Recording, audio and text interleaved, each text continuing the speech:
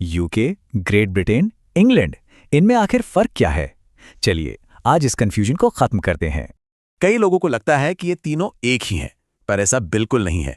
इस पूरी कहानी को समझने के लिए शुरुआत करनी होगी ज्योग्राफी से। ये पूरा इलाका, जिसे ब्रिटिश आइल्स कहते हैं, 6000 से भी ज्यादा द्वीपों से बना है। पर इनमें से दो द्वीप सबसे खास हैं। एक है ग्रेट ब्रिटेन और दूसरा आयरलैंड। ये दोनों द्वीप अलग अलग हैं और इन पर बसे देश भी अलग हैं। तो ग्रेट ब्रिटेन के द्वीप पर बसे हैं 3 देश, इंग्लैंड, स्कॉटलैंड और वेल्स। और जो आयरलैंड का द्वीप है वो असल में 2 राजनीतिक हिस्सों में बटा हुआ है। चलिए अब बनाते हैं यूनाइटेड किंगडम। देखिए, ये कोई द्वीप नहीं बल्कि एक पॉलिटिकल यूनियन है। तो यूके बनता है ग्रेट ब्रिटेन के 3 देशों और नॉर्दर्न आयरलैंड को मिलाकर।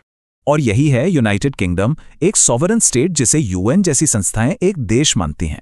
इसका मतलब यूएन में इंग्लैंड या स्कॉटलैंड की अपनी अलग सीट नहीं है। लेकिन एक मिनट, रिपब्लिक ऑफ आयरलैंड का क्या? वो इस पूरी तस्वीर में कहाँ है? सीधी सी बात है, रिपब्लिक ऑफ आयरलैंड एक बिल्कुल अलग देश है। इसका यूके से कोई लेना देना नहीं। यूके के इन देशों की अपनी सरकारें तो हैं, पर यहां एक पेंच है। असली और आखिरी शक्ति लंदन में बैठी यूके की सेंट्रल गवर्नमेंट के पास ही है। तो अब आता है असली सवाल, भारत पर असल में राज किसने किया था? इंग्लैंड, ग्रेट ब्रिटेन या यूके ने? सही जवाब है यूनाइटेड किंगडम, क्योंकि भारत पर राज करने वाली राजनीतिक शक्ति यही थी। तो बस इतना याद रखना है, इंग्लैंड एक देश, ग्रेट ब्रिटेन एक द्वीप और यूके एक सॉवरेन स्टेट। 4 देश, कई सरकारें, पर एक सॉवरेन स्टेट। सोचने वाली बात है कि यह सिस्टम आखिर चलता कैसे है।